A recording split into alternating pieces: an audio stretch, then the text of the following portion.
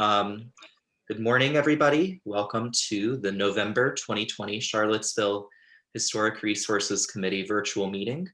We're now live on the city's social media channels, and we have several different members of the public and press who have joined us in the attendees panel.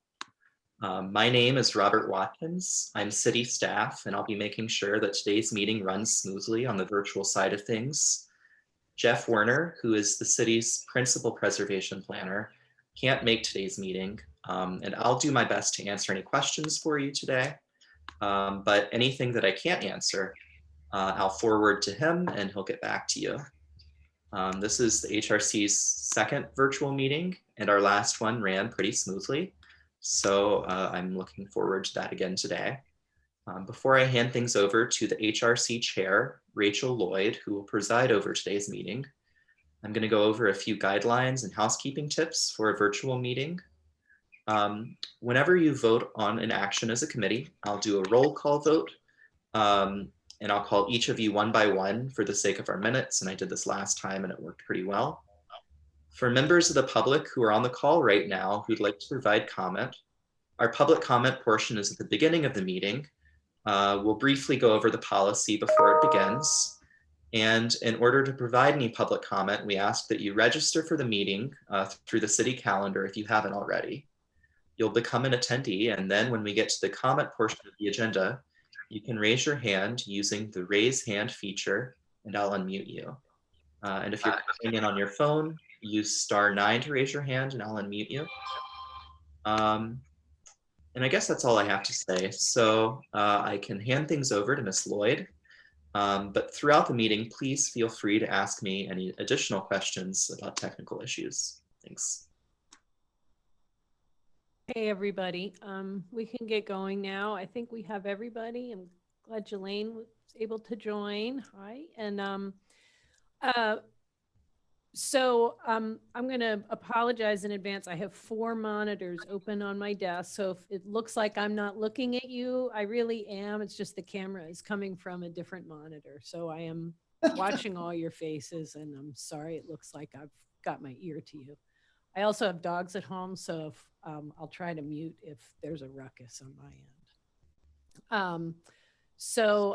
I will also say that the other committees I have been a part of had maybe a little bit less parliamentarian character. And so if I goof up some of the roll calls or the proper procedures, I hope someone will let me know and correct.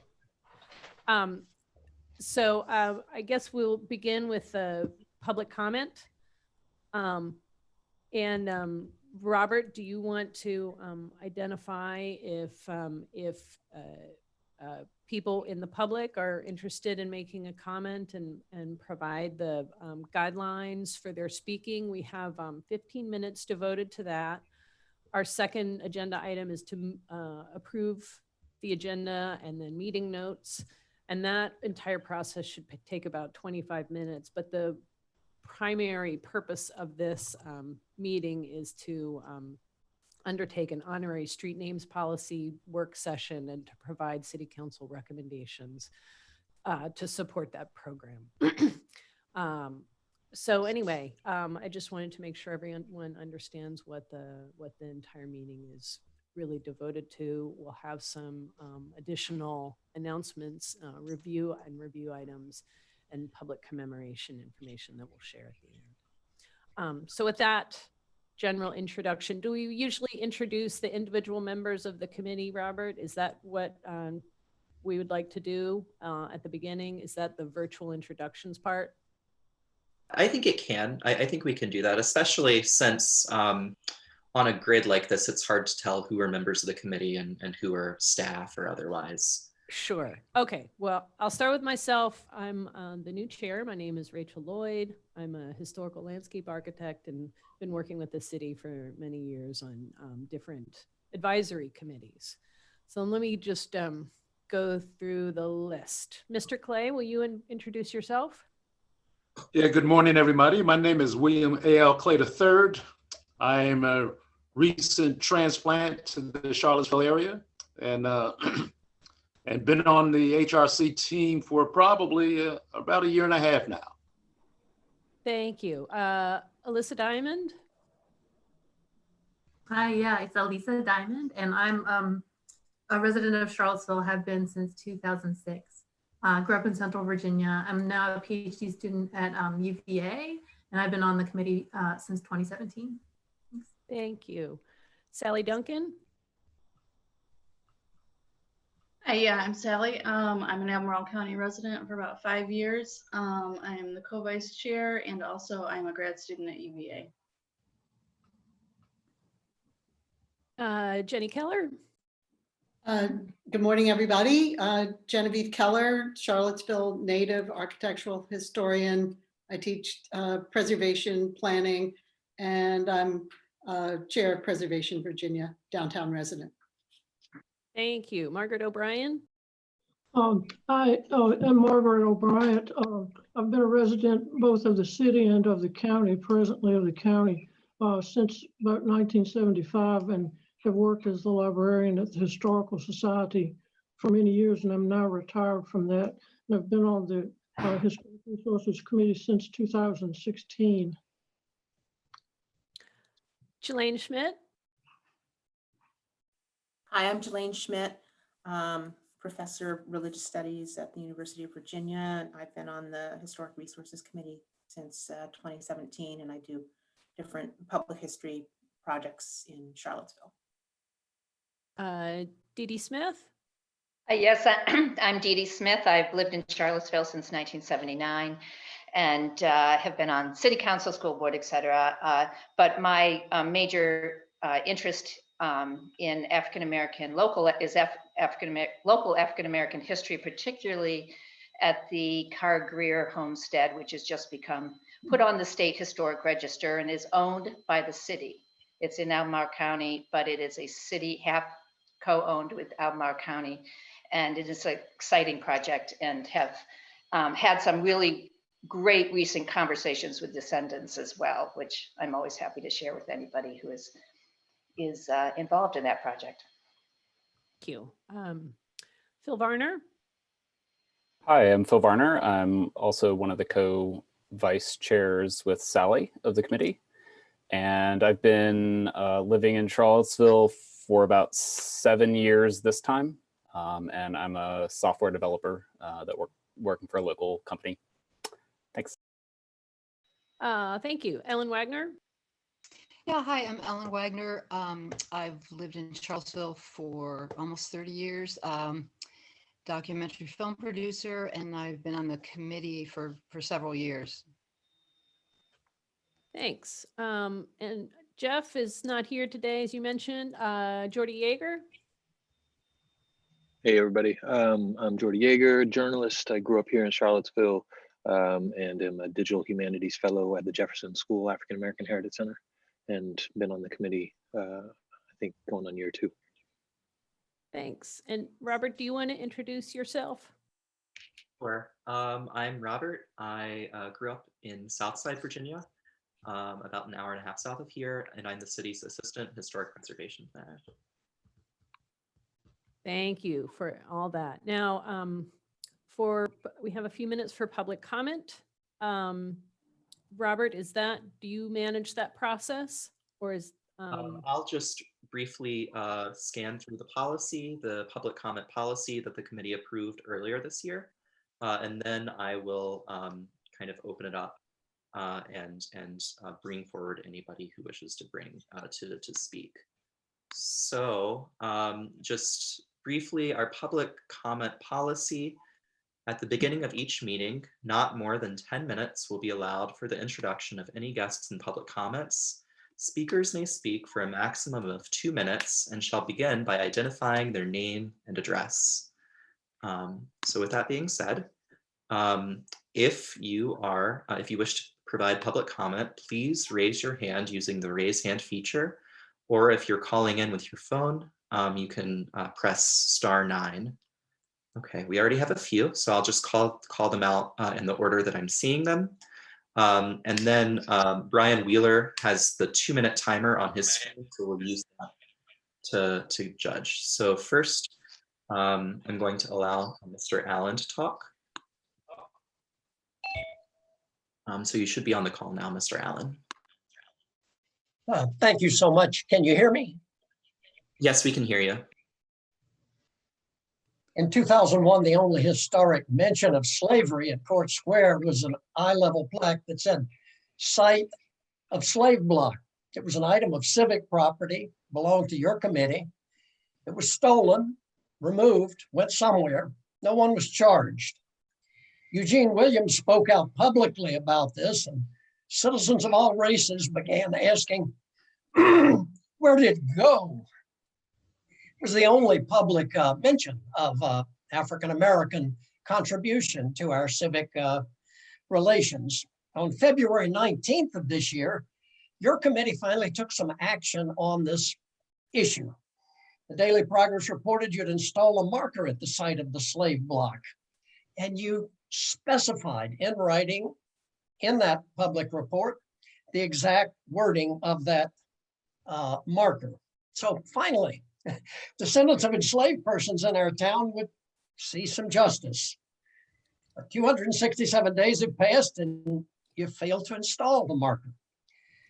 Now, a committee of citizens has made use of a provision of state government and applied for a state historic marker there. The wording is what your committee publicly approved, and I will send via chat in just a moment. We have been given a $2,000 donation to pay for its casting, but we must obtain the approval of the city manager within 2 weeks or its installation will be delayed by more than 7 months. I have been speaking with Mrs. Lloyd and very much appreciate our conversations about this issue. So I believe she is able to pass this information on to other committee members. 20 years is too long to wait for correction of this mistake. And it must be said that the silence of your committee is doing violence. It is time that we citizens unite with HRC to correct this failure of respect. We ask you here and we ask you now, take a vote. Let us work together. Please confirm installation of this state historic marker. Thank you very much. Thank you, Mr. Allen. So the next hand that I see raised for public comment is Mr. Morgan, Marvin Morgan. So I will add you to the panel now. And you should have joined our call now. Thank you. Chairwoman Lloyd and members of the HRC and all invited guests who are able to hear. It is an honor to join historian Freeman Hobbs Allen and these Court Square Enslavement Museum supporters before you today. We come to speak not about the museum, but about a basic yet highly important historic marker. Within properly marked public spaces, there are extraordinary benefits to be derived from truth-telling and transparency. Key among these benefits is that long-term residents, like the friends you've invited today, many of you who are serving on this committee, the many students we welcome each academic year who are welcomed by the city of Charlottesville, and newly arrived residents like myself can occupy the same public space and become equally literate regarding the sacredness of the space upon which they stand. Whether the sacredness of space is born out of high, noble public events like a grand cathedral, or born out of humankind's greatest inhumanity to other human beings, like an auction block used to facilitate the institution of slavery. It is the truth-telling within that public space that lends credibility to all claims of sacredness. We ask not that you worship or pay homage to the site of the auction block, but simply that you make haste in your response so this space may be properly marked. Then current passersby, young and old, and generations yet unborn may be reminded of what happened on the space that is Court Square. Then perhaps, by the grace of Almighty God, no subsequent generation will ever repeat the gross atrocities that once occurred in that space. Our appeal to you today is being made with some considerable urgency because time is of the essence, and others with whom we need to communicate are on timelines that are not in sync with your own. We respectfully request that you act on this very day to help enable this meaningful service to the city of Charlottesville. I failed to indicate I'm Marvin Morgan, interim pastor at Sojourners United Church of Christ. Thank you. Thank you very much, Mr. Morgan. And then finally, the last hand that I see raised is Linda Fanning. So Ms. Fanning, I will allow you to talk now.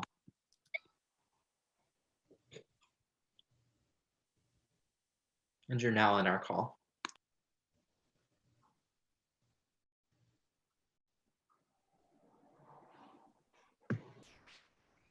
Fanning, I'll have to unmute here. Okay, can you hear me? Yes, we can hear you now, sorry. Oh, and thank you for opening up to our input. And I'm very much impressed by this group. And I'm sure that you basically agree with everything we're here for. And I promise I did not work with the minister at Sojourners, but I reflect a lot of what he said because I'm here just to really think about Charlottesville and the spirit of Charlottesville. And we hear so many expressions lately of concern about the soul of America, but I'm thinking about the soul of Charlottesville and what we can do to raise it up. And one really undeniable truth is what we need to look at. And that tells us about our soul, our past. That's the fact of that Court Square auction block for human beings that was maintained by our white ancestors in the interest of their own greed and profit, and then effectively passed down to their white descendants, even today, by way of many systems. Given our 2017 and all that's happened here in 2020, these systems are still intact. And I often think about another place with a dark history, and that's Germany, which has reckoned with the truth and the fact of its Holocaust, different from our history, but also brutal and violent. But they, as cities and regions and the entire nation, have faced it and reckoned with its horrors with numerous memorials, monuments, museums, official commemorations, education, openly and officially mourning, apologizing, regretting, remorse for the truth of what happened there. And I find that as Americans, we tend to want to skip all that and just move on. Well, maybe put a plaque in the sidewalk. And I feel like that's just not enough. And I feel like this is a time to take a stand of courage and not just put something up, but proclaim by way of this monument the truth of our city's past, to remember it, to learn from it, what's mankind capable of. And I feel like we all need, not even if we don't think we do, we need to go through this necessary step of mourning what happened officially, overtly, with ceremonies, hey, speeches and choirs singing and a collective unity and togetherness to say the truth, to show the truth, to teach the truth, and only then to raise up the soul of Charlottesville. I'm thinking a little bit about UVA's Finding Our Light ceremony that's coming up on the 19th. Another of many ways that as a city, as an area, we can seek unity in this time of social and political and pandemic division. Thank you so much. And I failed to say I'm Linda Fanning. I'm 1401 River Oaks Ridge in Charlottesville. Thank you very much, Ms. Fanning. I do see one additional hand raised from Marie Coles Baker. So if it's all right with the committee, I'll go ahead and call on Ms. Baker. So Ms. Baker, you're now on the call and you'll need to unmute to speak. Here I am. Okay. Thank you for allowing us to come today to speak about this important, very important thing that we've been working on for some time. I remember when I came to Charlottesville, I joined a genealogy club. That was almost 30 years ago. And one of the things that they were working on was replacing the plaque that was on the house at the square. And they noted that just all of a sudden it was gone and nobody knew where it was. And they wrote a letter to, I don't know whether your committee was formed then, but to the city manager and to the mayor, requesting some information about it and some explanation, as well as a request to have it replaced. And that's a very, very long time ago. So it's certainly time, I think, to move very quickly and get the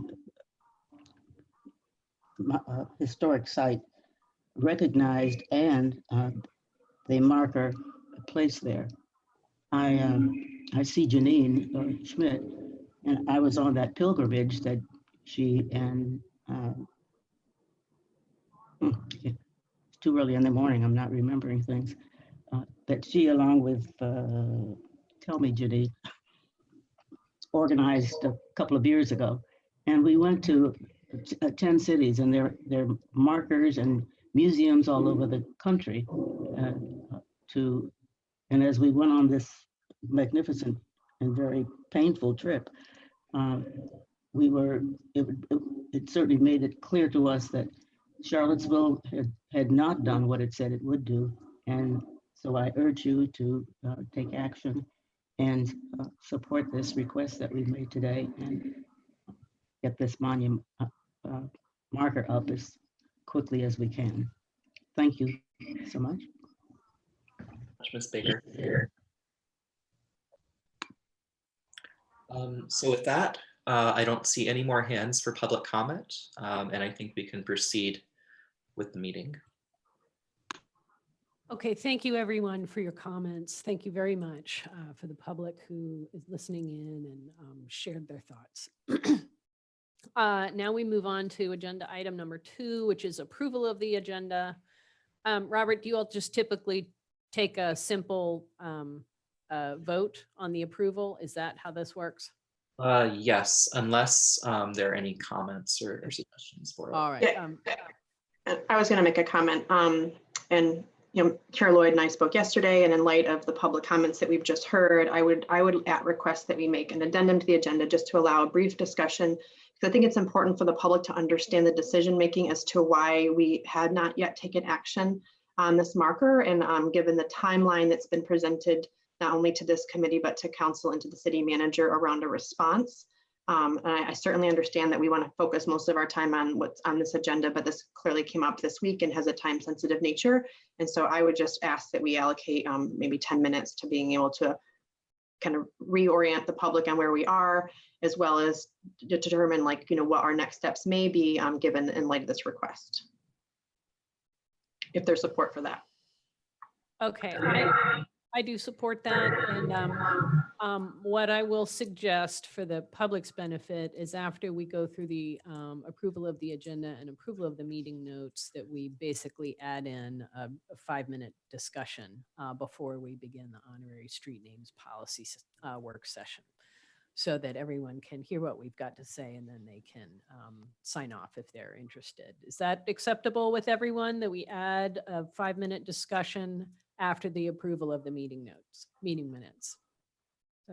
Okay, so now do we take a vote, Robert, or do we just go by consensus that we've approved the agenda? I can say I moved, we approve the agenda with the additional time as outlined by Chair Lloyd for that brief discussion. Any seconds? I'll second it. Yep. And I'll call a vote. Ms. Duncan, Yes. Ms. O'Brien, Yes. Ms. Keller, Yes. Mr. Varner, Ms. Smith, Yes. Ms. Diamond, Yes. Ms. Schmidt, Yes. Ms. Wagner, Yes. Mr. Yeager. If I wasn't here, I have to abstain, is that right? Just for the agenda, Jordy. Oh, this is for Jen, not the minutes, sorry. Yeah, yay. Ms. Hill. Yes. And Dr. Clay. I'm okay with it. Great. Okay, thank you for that, everybody.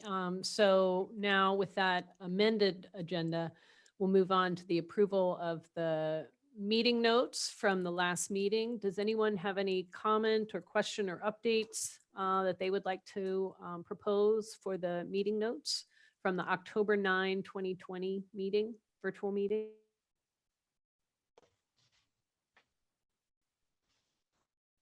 Okay, with no comments or adjustments, we can go ahead and approve those. In this case, does someone have to vote to approve them, or do we just, how does the vote usually work for this? I move to approve. Okay, thank you. That was second. Okay. So Mr. Yeager. Oh, yeah. This is for Going the backwards. Going backwards. I abstain. Thank you. Thank you. Ms. Wagner. Ms. Schmidt. Ms. Smith. Yes. Ms. Diamond. Approve. Ms. Hill. Ms. Duncan. Yes. Ms. O'Brien. Yes. Ms. Keller. Aye. Mr. Varner. Yes. Ms. Lloyd. Yes. And Dr. Clay. Abstain. Thank you. Thank you. And now, now we'll take a few minutes to address the amendment topic for the agenda, which is some of the background and explanation for the process that the HRC had been involved in preparing marker information and the community engagement process that had been initiated. So,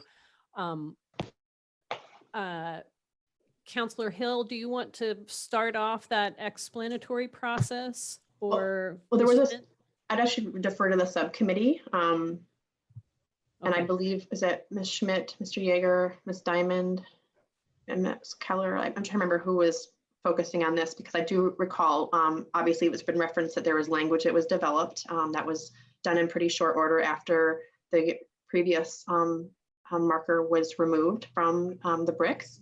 And we came to a decision, and I don't want to misrepresent what was said, but there was some concern around like making sure that we were engaging the right folks even in the shorter period. So there was a short-term solution or something that we're going to put in place more prominently in the short term, as well as recognizing there's a much broader initiative underway throughout all of the court square area, and that there will be something more substantial taking place in the longer term. But I would like to either have Jelaine or Jordy kind of chime in on why we got to that point where we decided that we weren't going to adopt the language that originally was presented here without that engagement. And obviously since then the pandemic has come in. Thank you for that.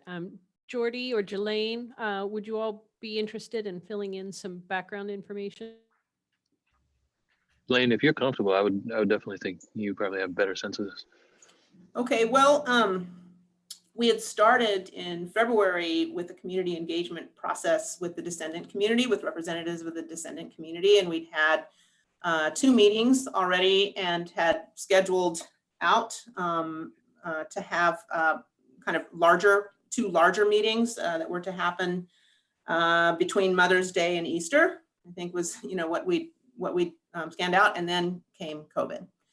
You know, so things kind of got stalled there. We wanted to kind of, you know, have more input from descendants about, you know, the language that was being used.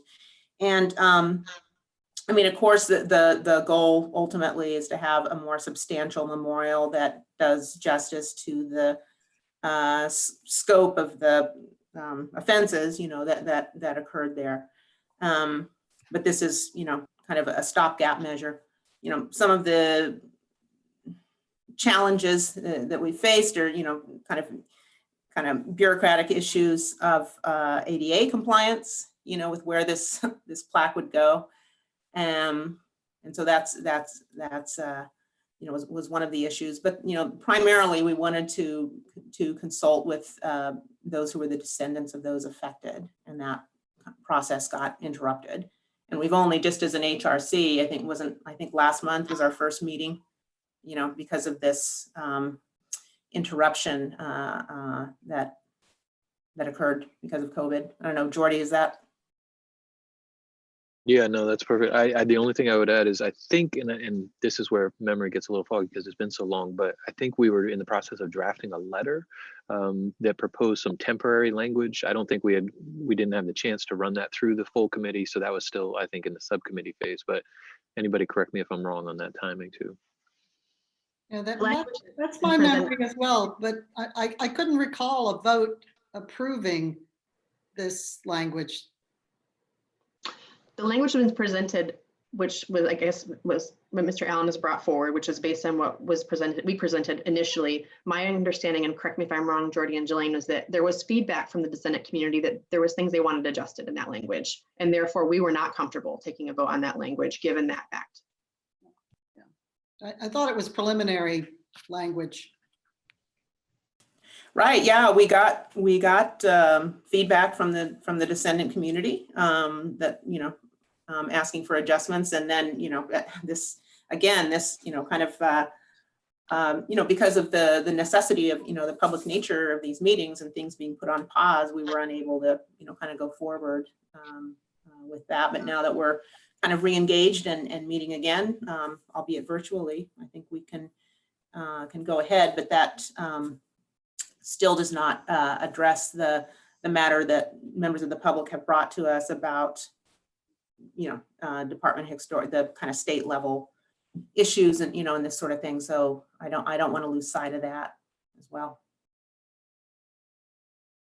One issue that I'd like to raise with that is that we've had a very, in my mind, most of this work was prior to my being on this committee, that the subcommittee has been working on with that language and working on the entire Court Square renovation. But there has been a very deliberate process that I've seen happen over the last year and a half towards getting towards a more proper memorialization. And that is the type of process that should occur with these types of things, particularly the engagement of the people who are most affected by this. And the only urgency we have now is because this group of citizens has submitted this application to the state without engaging with us prior to doing that. And this 2-week deadline is entirely imposed by their actions. And so I am really hesitant to want to take any immediate action that conflicts with the ongoing efforts that we have had. I don't disagree, and I will say that we can wrap this up if there is alignment on that. But I do think that we do need to at least be able to give direction to Mr. Blair that we would not want him to sign a letter at this point in time, because he's deferring to us to make that decision. Us meaning this whole committee. at this juncture. And so that's what I anticipated the discussion would be, just based on the history I knew of this committee and the work we've done so far. And given this timeline, to me is like Phil, you just acknowledge it's really tight, and I don't believe that we're in a position to approve that language. So if there is agreement on that, then that's the only decision I see that we need to make today, is to let him know that we would not recommend that he participate in signing on as the city manager in that letter. And he's looking to us to tell him that. Yeah. And just again, if we can add to that, and also, so that this is a matter, of public knowledge, that the reason for this is that this independent proposal has circumvented the community engagement process that was ongoing with the dissenting community. That's the reason. And because what's become standard in public history over the last decade or two is to do that community engagement work, to get the feedback from those most affected. It does slow things down. What used to happen before was that things were done by fiat, and that's what we're trying to arrest with this. But yeah. And I also might add that the entire commemorative landscape of Charlottesville is in a very dynamic situation right now. The vote is going to come down on the Confederate statues, and so that's all changing very rapidly. And so the entire landscape of the Court Square block is it may be subject to a lot of changes that we can't exactly predict very easily right now. And so we want to make sure we understand that, the whole commemorative context as we go forward.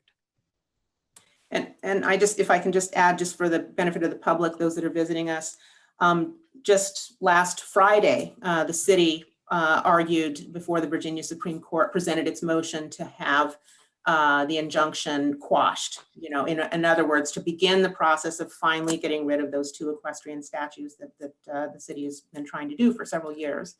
Also, the city and county are engaged in a significant, something like $45 million multi-year renovation of Court Square, that requires city and county cooperation. And as was just said, there's a lot of very deliberate kind of thinking about what the commemorative landscape is going to look like. Already we've had one statue removed, and so we're really thinking in a very comprehensive way about this, and about how we get this slave auction block memorial in. Definitely, stopgap be called for, but we can do that as a city. We can maybe figure out ways to do that at a local level that don't require jumping through a hoop at the state level. And kind of adhering to an artificial quarterly calendar, At the same time that we've said all of these things, I would just like to take a moment and acknowledge the process of the public, of people who took of their own time and energy to come together, express their concern, and to try to take collective action during a time when city actions were stifled. And that's a form of engagement too. And just speaking for myself, I would welcome your continued participation in this greater process. And it's unfortunate that we had so many months where we couldn't work together towards this more unified and holistic approach. And I hope you won't be discouraged or turned off on public history because of what we have said and may do today. So thank you for your concern, for your empathy, for your indignation and outrage. All of that is shared, I believe, by all of us. So thank you. Thank you. So I feel like we have provided some good information, some good background, and an explanation of the direction I think this committee is interested in taking. So do we need to take a vote at this point to give a particular message to the city manager? I'm not sure we have to take a formal vote, but I'm certainly have taken notes, and I'm happy to take my action item is to relay this, the summary of this discussion to Mr. Blair this afternoon. Thank you. Thank you very much. Okay, so that concludes our agenda addendum. And now I think we can begin discussing the honorary street name policy, the application, and that program. The intent of this work session is to provide recommendations back to the city to help clarify that program, to provide additional detail and recommendations for potential improvement to the program and application, to make sure we understand the criteria and requirements, and to provide some feedback on the applications. So to that goal, we've kind of prepared 3 levels of discussion. One is to talk about the honorary street name policy and ask if it requires more specificity and clarification. Make sure that the second part is to look at the application criteria and requirements and see if we can provide recommendations on those to make those clearer, and then look at those applications. So with that, I know Phil has provided some really good information and taken a hard look at the policy, but do you want to start us off, Phil? Sure. I think there's one sort of underlying thing we can even start with too, and that's in item B in the agenda, we say, is it achieving the city's purpose? And I think one underlying question to answer is what is the city's purpose with this? And I particularly think about that in light of the fact that in the area of monuments and memorials, there's been this trend towards not doing individual memorializations, but doing more abstract memorializations and more memorializations for group and collective action. And I think one concern I have with this is do we want to have a process that memorializes individuals and all the difficulties that can entail, as we've seen with the existing people that have been memorialized and honored through street names specifically, but also through the honorary street name process. So I think that's an underlying thing we want to look at some. I think one of the other underlying concerns I have right now with the honorary street names is, we have a very historic, let's say, street name landscape in our city, and with that, we have the fact that about 17% of our street names are named after Confederates, various other racists and white supremacists, or plantations. And the honorary street name process seems to be, partially designed to counteract that a bit. And, most notably, we saw that with the honorary naming of Preston Avenue for Esley Minor Preston. But we also have the fact that of the 10 or 12 honorary street names we have, only 2 of them have been named after women. So we're sort of repeating the same sexist outcomes that we had with our original street names in the honorary names also.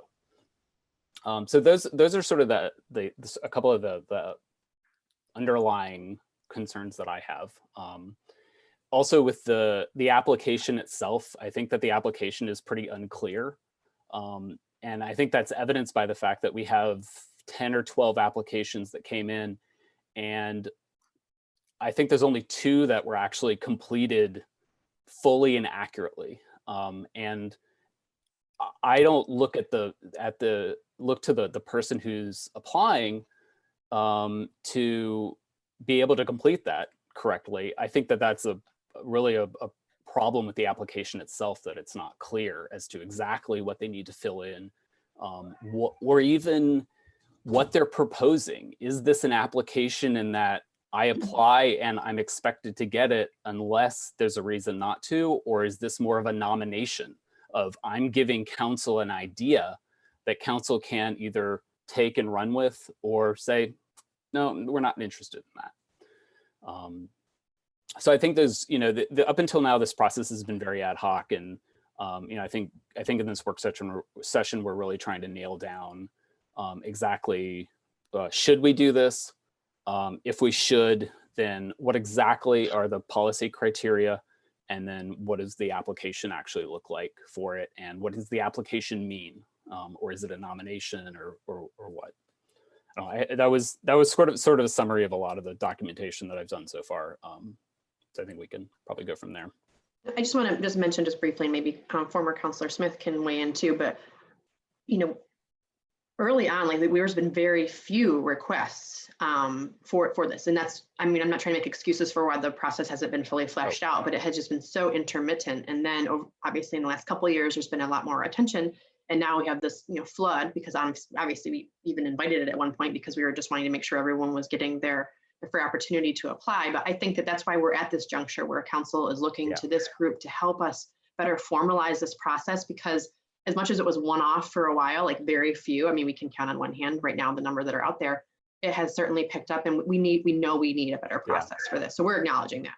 Yeah. Oh yeah. And I certainly didn't want to say that it shouldn't have been an ad hoc process, because when you're just doing 1, 2, 3, 4 of them, it's not even worth the time to put in a formal process. But yeah, I think exactly as you just characterized it, we're at that inflection point where we do need some better process, and that's what we're here for. So maybe I'll skip to that for just a moment. Right now it's been ad hoc. People can submit applications really kind of willy-nilly. Maybe the city needs to formalize the process and say that it happens on a particular cycle. So every 2 years or every 3 years or 5 years or whatever this committee wants to suggest. And then there's a time frame for people to submit applications or nominations as the previous slate of street names is being sunsetted. So I might suggest it goes on a 3-year cycle or a 5-year cycle or something like that, as a way of bringing a little structure to the process. Do people have thoughts about that? So I think there were 2 separate things you mentioned there. One is actually having the historic street name or the honorary street name designation be for a fixed period of time, so that they're sort of rolling, so that it's not intended to be permanent. So if we did, they would just naturally have 5 years and then be removed, and maybe it could be honorarily named for somebody else. And then also, having them just continually rolling in, and I can see that if we had to look at these every month, that would, or if council had to have this on the agenda every single month, it would be problematic. So having maybe a year or 6-month cycle where they collect and then get processed. Yeah, I would say having them, they pile in, and like once a year we look at them. It's the same thing for like getting parking permits.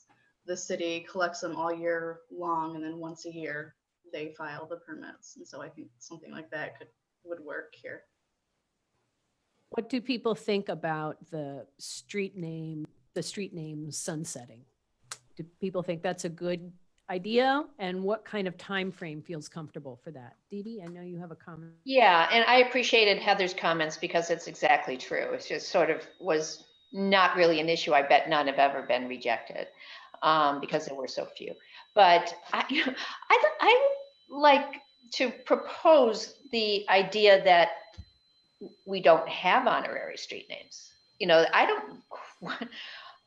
It's evolved to a point where I'm not entirely sure what the purpose of it is and who is benefiting from it. And you have no information about any of who these people are. It's almost like it's a replacement for a historic marker, except with no information. And I know that's probably not what anybody wants to hear, but I think that's kind of the first question. Other than that, Rachel, I actually do believe that there should be a sunset. What that time frame is, I think 5 years is probably a minimum, personally. But yeah. Dee Dee, I just wanted to say that I have the same concern, and I think that's what I tried to express at the beginning with the underlying concerns about what is the purpose of these. And I think that we could recommend to council a multi-tiered approach of, possibly this is something that we don't think should be done at all. If you're going to do it, then it should be done in this way, and sort of, have these contingencies. Well, my suggestion for that then, which I think is totally valid. I mean, in my sense was the intent was to expand an understanding of the historic individuals and significant individuals in Charlottesville, kind of beyond the Thomas Jefferson model, which has so dominated our city for so long, and to really acknowledge the contributions of a wider spectrum of people. And it may be possible to couple the street naming, the honorary street naming program, with some other publicity. Maybe there's a web page for the city, which in the 5-year cycle provides some information about the people who have been nominated and had their streets renamed for them, or there's an article in the newspaper or some other kind of supporting interpretation that helps the public understand the significance of the individuals. Can I just add one more thing? Is if you look at how the ones that have been up for years now were proposed, it's the two that come to mind actually, and I apologize, there's a third one that I'm blanking on a little bit, but like the Gibson one on Avon was because he had just died, and he was such an important piece of that Belmont story, and he and then Preston Coiner, who, and it was placed really close to the Albemarle County Historical Society. So, and that was but he had just passed. In both of those cases, these are people who had just passed, and they had this contribution, and that is, that was very, very tied right to where those markers are. And I like your idea, Rachel, of actually having some backup information. I think the Drury Brown Bridge folks are talking about the exact same thing. But that actually somewhat made sense. Oops, sorry, that's my phone. I'd like to see us have a more intentional process and explore the variety of ways that we could honor or commemorate people and events. And I'm not sure that honorary streets are the most efficient way to do that, especially if we're going to sunset them, because there is time and treasure involved in design, fabrication, removal, maintenance, all of that. So I think there are other ways that we could explore this. However, there are people that are out there with expectations, so I wouldn't be opposed to one more round of it as we develop criteria. Yeah, I think like honorary streets are like a common thing throughout the country, so I think it's really familiar to people. But also, like, this is a fairly easy and cheap way to honor people and recognize people, Right. and so I think it can be important to do this. I just want to draw attention to the fact, I don't have an answer, a solution to this, but to the fact that by having a, sunset time of X number of years, that oftentimes the very folks who are being nominated for these honorary street names are, of course, folks whose narratives have been excluded, from, kind of conventional historical narratives. And it's a kind of, compensatory gesture or a way of kind of inserting that, into our, kind of historical narrative. And so, just to say that, having this for 5 years and then it goes away, and, and meanwhile, McIntyre Road just stays there for a century. I mean, that this is, I want to draw attention to the problematic aspect of this, given who is likely to be nominated for an honorary street naming. Yep. Yeah, I really agree with Julian there. That's really key. And to take this, what we're talking about, in the scope of the larger historical arc of, what are we dealing with up until now. In addition to that, there are a couple of things that stood out to me in just getting caught up on last month's meeting and all the correspondence that we've been delivered. And one was that that missive from Brian Wheeler to to Dr. Richardson back in 2019, where, you know, this is ahead of the Sacagawea statute debate and consideration.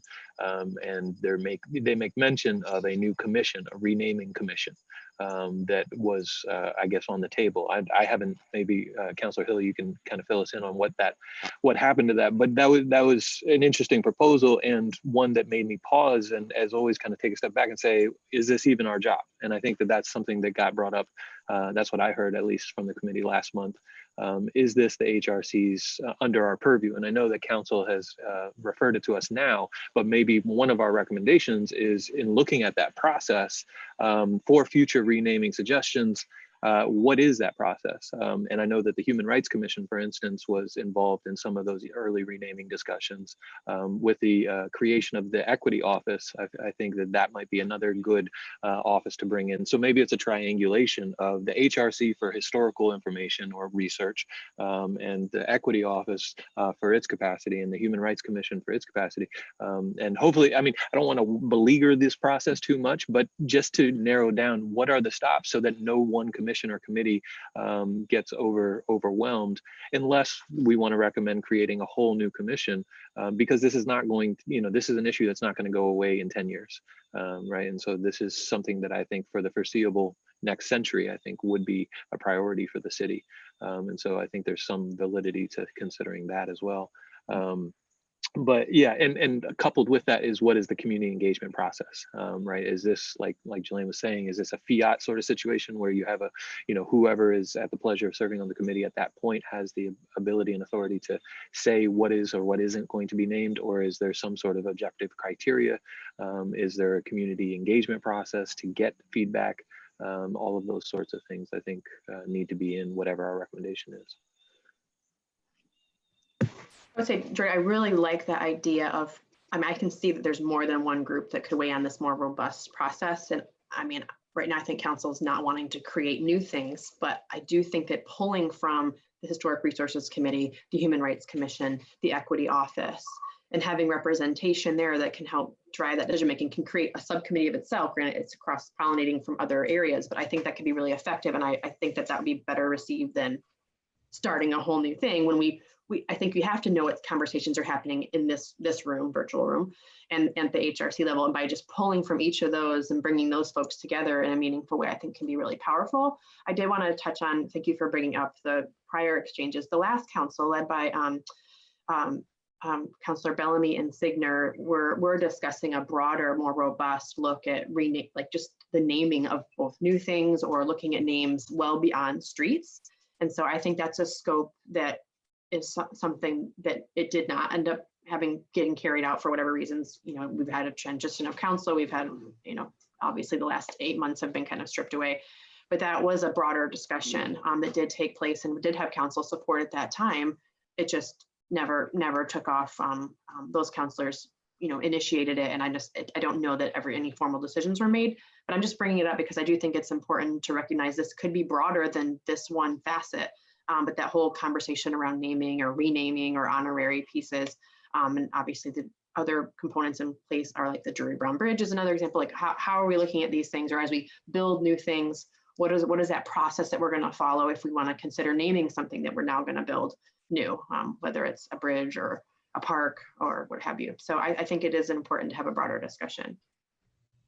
Yeah, I know in the Blue Ribbon Commission that we talked about naming and renaming. And when we looked at case studies from other cities, it became obvious that a legal renaming for a street might not be difficult to achieve politically, and at the council level can be done fairly simply, but it does create a huge legal and administrative and financial problem for everyone who has an address on that street.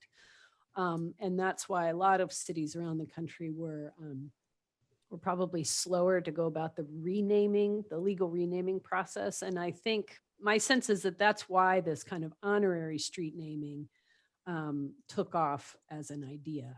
It's a lot less expensive and a lot less complicated for the people who live on those roads. Yeah, and along those lines, one thing I'd like to point out is that The only street that has been renamed recently that I'm aware of is Manila Avenue, Manila Street. That was previously Azalea Street, I believe. And that was done at the behest of the residents on the street who wanted to rename it, and they wanted it renamed so it wasn't confusing with Azalea Drive. And they renamed it to something that was meaningful to them. Versus it being imposed by council or whoever else would make those decisions. I'll share anecdotally that once my very elderly aunt in her 90s actually was deemed responsible for an out-of-state medical transport bill of $1,900 because her road had been renamed and there was a delay of several months before she received that, and it was outside the window of Medicare appeals and all of those kinds of things. So $1,900 was a lot of money for my 90-something-year-old aunt to come up with. I think that's a great point. And I would add just to the discussion that while we're in this kind of hazy moment of like, there is a huge redesign for Court Square, there's like pending equity office opening and like structures that aren't kind of in place yet, that actually doing a yearly review of honorary street names can be a kind of low touch way to keep some community engagement going in a more formalized manner. So at least there's a moment where the agencies that would have an interest would touch in on what people are organizing around. I think might be a useful thing to continue, at least in the short term. Yeah, I think that's a really great point. And although the street names themselves, the honorary street names may change and have a kind of dynamic quality, the program is a long-lasting program, as you're saying, Elisa, and it's a way of continuing the community engagement and keeping a discussion of history and our city's resources and the broad spectrum of contributions that people have made. It keeps it all in the forefront in a way that I think is really important. So I'm glad you made that point. So I guess that gets us to a question. Do we feel comfortable as a committee saying that we do I would think also that just agree. I want to voice.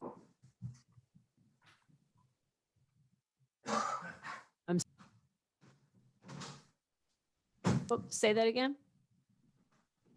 Oh, I was just saying before I don't know, I must have frozen or something, but I wanted to register my agreement with the issue of sunsetting and just the dynamics of sunsetting in this town in terms of who's getting honorary street names. And it does seem like to make those kind of erasable seems problematic, even though that's a thing that's common in other municipalities.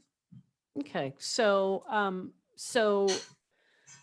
is the committee then leaning towards a non-sunsetting process? So it would be a permanent honorary street name. I think I would want it to be optional to council, because I could see some of these street names you would want to sunset and some of them you wouldn't. I mean, so for example, the Italy Minor Preston honorary naming, I think that one is one that it was intended to be permanent, and makes sense to me to be permanent.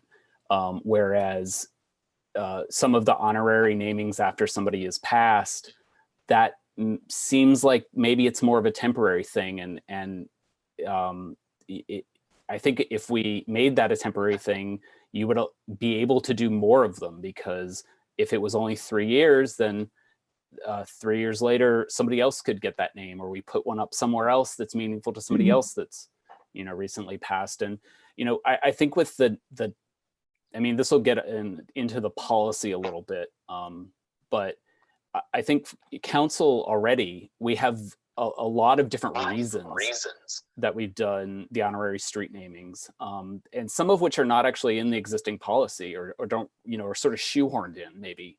And that council should have the flexibility to, do a lot of different, do street namings for a lot of different reasons and for different time periods. And, I think that it actually increases the flexibility that they have. Well, then I would, oh, go ahead, Margaret, please. Yeah, I was just going to agree with what Phil said. I think the honorary street naming, and as you have indicated too, it's a ready at hand way to recognize a number of people in the community who have not been recognized before, and a way for us to reflect the complexity and texture of the community and its history in a pretty close at hand way. I think the suggestion of giving council an option for whether the names might be permanent or temporary is very realistic too. Given the nature of how some of the names are received, in honor of someone's life or their recent death or whatever. To take an example close at hand, it also could be a way to somewhat resolve questions like the one that faces us right now of two people wanting a different name for the same street.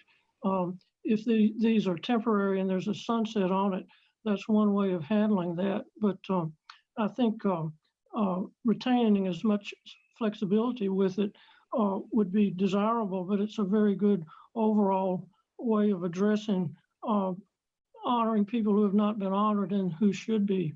So. Perhaps it's something in the actual application. I mean, perhaps the nominator or the applicee can check a box that says we're nominating this person or event for a permanent honorary street name or a temporary. I mean, I'm just trying to figure out ways to make it easier for council or whoever is looking at the applications to understand whether the applicants are meeting the criteria of the program.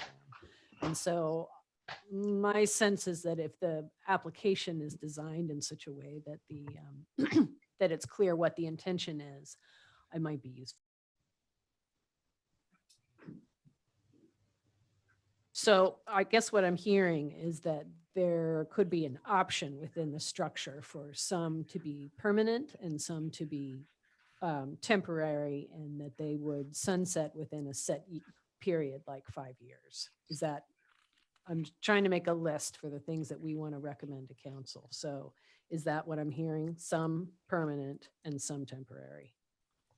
And then maybe, Rachel, coupled with that, the idea of having that annual review process of, allowing for things that have been there for 80 years to come up on the table for review. And not just have to have a deliberate sort of attempt to change it, but so that, some of the work that Phil's done in terms of the inventory, right, really cataloging everything that's named, maybe that is up for review and just kind of, reflection within a kind of a regular period. Okay. All right. So that would be an annual review for existing. Okay. All right. Okay. So we've discussed the timing. Now, there were some other issues that I know that Phil brought up and others as well, having to do with some of the language in the policy and the application. It seems like there was some discrepancy in the policy and the website and the application about whether the honorary street names are restricted to individuals, organizations, entities, events. And whether we as a committee wanted to suggest a more restricted list. Maybe it's just individuals and events, et cetera. And definitely to remove the language from the policy that's kind of sexist. It's he and it's, to encourage the nomination of women and others who have not traditionally been recognized. So do people have thoughts about who should be nominatable for the street names? I'll chime in. I think it would be unfortunate if there was a rule that you couldn't name something for its geographic significance. And I think of some of the proposals for 4th Street over by Jefferson School, because that was Vinegar Hill. And I mean, that's just an example of, it doesn't have to be 4th Street, but someplace over there to say this was Vinegar Hill, and that wouldn't comply with either an event or a person. But it's just one example of how I think it might be too limiting. Yeah, I would echo that same sentiment, that I think the Vinegar Hill one specifically is a good example, because that's sort of being shoehorned into this existing policy by saying that it's memorializing the destruction of Vinegar Hill, which is memorializing a negative thing rather than the vibrant community that existed prior to 1960.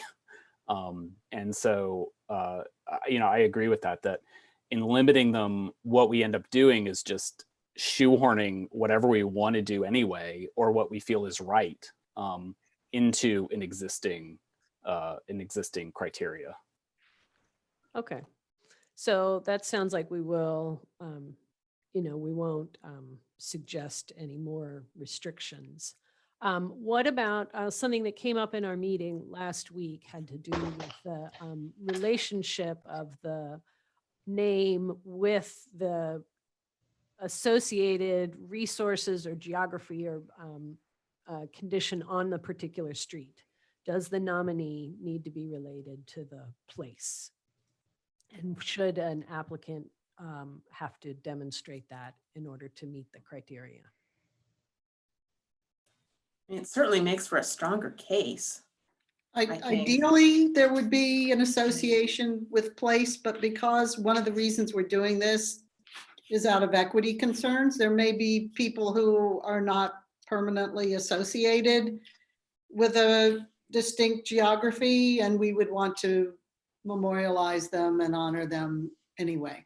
So I would think I would look for a strong association, and if one didn't appear, we would find the most appropriate place. Okay. Just real quick, Rachel, to go back on what Dee Dee and Phil were talking about, do you maybe, I mean, to Dee Dee's point, I think, should we expand the categories? Like not necessarily add more restrictions, but expand it to include geographic regions? Is that what you're saying, Dee Dee? Yeah, and really, my sentiment goes to something that's we brought up last month, or I think I brought up last month, that somebody else suggested that you could almost use these like a tour. And if they're not geographically centered, you lose that idea. That doesn't mean it has to be there. It's just, I kind of liked that idea that you could really direct it almost like a tourism thing, that you could tell the story of Charlottesville through historic name street, or through honorary name streets. It's sort of a very general thing, but. It seems like that's something we should maybe ask for on the application, just as a thing somebody would say like, why, what street and why? Absolutely. I think that's I think, yep, I agree. And I was looking at the application and the requirement for an essay, I think, I think that should be substituted with just a series of short questions. I think we need to make it easy for people to fill out the application correctly, to fulfill the criteria. And we can ask a series of questions, just like what Elisa suggested. What honorary street name do you propose? What's the significance of this person to Charlottesville? What street do you want to propose for the nomination? What's the connection between the person and the street, et cetera, and just make it really direct. Yes. That would make it so much easier to determine whether they're complete and whether they're comparable proposals too. Like you can compare across a lot easier for the annual review process. Going back to the, I think this conversation started with, what did it start with? The locality, whether the street that's intended to be named is actually connected to that person. I think with that and with the other, all these other ones, that all these criteria should be preferences that, it should be stated like the person it is preferred that the person has a connection to the street, but, still giving council the flexibility that if they want to do another street name for whatever reason, they're perfectly within, the policy to do that. And I, personally, I like that connection. And I think most of the ones that we have before us and all the existing ones, the people do have significant connections to the street. But, opening it up in many of these and saying it is preferred that the person had a, for example, one of the other ones we were going to talk about, it's preferred that the person was a longtime Charlottesville resident. It's preferred that, they have whatever other criteria, but still allowing a flexibility to do whatever is desired by council. This reminds me a bit of resolutions the city pretty routinely does. They certainly did it when I was on council. And there was somebody in the city who would write those resolutions, and they were almost always historic. And I think it was Paige, actually, who was the clerk of council at the time, and they were really well done. And it served as this one-page historic document on, whoever's being honored. And I think of some of the African-American churches that were celebrating big anniversaries. And I just thought that, that was actually city generated from a nomination for a resolution to honor. And if there was some process like that for the honorary names, again, going back to what Rachel, you said earlier, is that there was some way to know why. Why is this street, block, whatever, this name, and particularly if it was sort of short and sweet. Anyway, I just circling back. That's a good idea, Dee Dee, and maybe we should link a resolution to the street naming so that it's always there as part of the minutes of council. It's read when after the vote is taken that this street is renamed in an honorary fashion, because that could change somewhere down the line. But there's always that resolution of why X person or event was significant to the city at that point in time. I really like that. And it could also actually serve to fuel whatever, if there was a website to go to and say, boom, boom, boom. And you're really building up a library, really, Right. of the short little stories about our histories about our story, Right. and develop into something. And it gives the mayor or whoever is presiding when the street is dedicated, gives them something official to do. Yeah, I've always wished there was someplace, and maybe there is on the website for all those resolutions too, because they really are just great resources. I've used them, I collect them. Cool.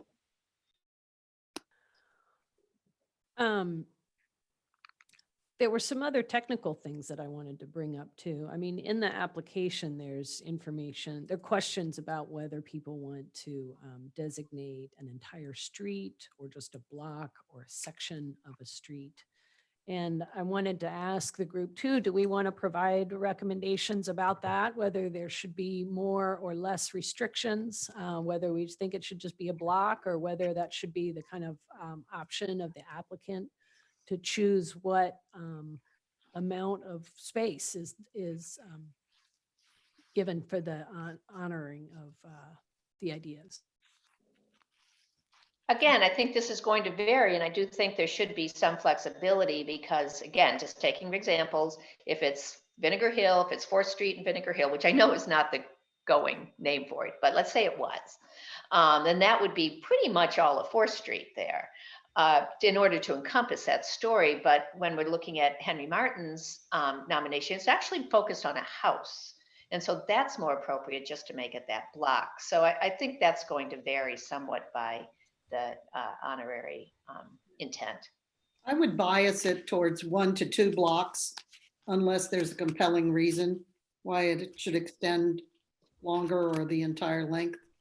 Yeah, I think short, and just to be fair, that like the basic premise is everybody gets the same distance. Yeah, because we've already run into that with 2nd Street, where 1 block or 2 blocks would suffice for the Preston Coiner.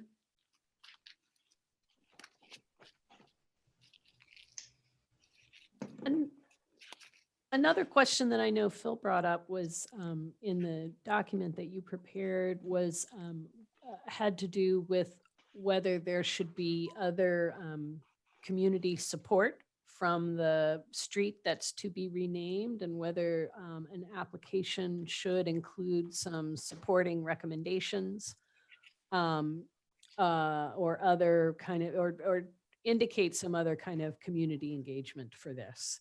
It would be a small scale.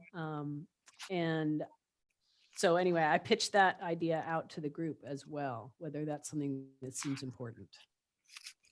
Yeah, and I'd say that one of the motivations for that one was the Henry Martin application, because the applicant lives in Crozet, so not a city resident, which I think is something else we should discuss is of prioritizing city residents applicants. But it's somebody who doesn't live in the city, who is proposing this renaming, and without a supporting documentation, let's say a petition, a letter from somebody who lives on the street, of wanting to honorarily name that street. And to me, it seems like it's still this outside suggestion instead of a bottom-up approach of people on the street decide we'd like to honorarily rename our street for somebody, or the family of the person who is being honored with the street name, as in the case of I can't remember which one it was that was passed at the last council meeting on this. But that it's, it should be this bottom-up approach of citizens who have locality to the street or family connection to the person doing these namings, rather than people who have good intent but are not in that location. I actually disagree with that. I understand your intent, and I was always the one in council said it's got to be city residents. It's got to be city residents. But in this case, first of all, I don't think those living on the street at the time that happens to be proposed, really, who may not be there. I mean, more than, I don't know what the rental rate is now, but it was pretty high back in my time. That I don't really see why they would have a say in that. As to nominations, I kind of get that, but again, we're not talking about immediate events. And a lot of people who grew up in this city or do have connections to the city don't live in the city anymore, can't live in the city anymore. I don't know that that's the case with Henry Martin or not, but Henry Martin's actually a pretty good example, because he lived, 150, 200 years ago, whatever he lived, and maybe only 100 years ago. And, I don't know that we have any sort of, I would hate for him to be excluded from a potential nomination just because he doesn't have family members or whatever. Anyway, I just want to say, I think that's problematic, but. In regard to people on the street, it's a best practice to notify residents of a street that there's going to be a change on their street. So I would think that the same sort of, that there would be some sort of public notice. Well, sure, on the that's website, in different the than newspaper, asking. and there would be some sort of sign posted on the street that City Council will be considering honorary street designation on X date.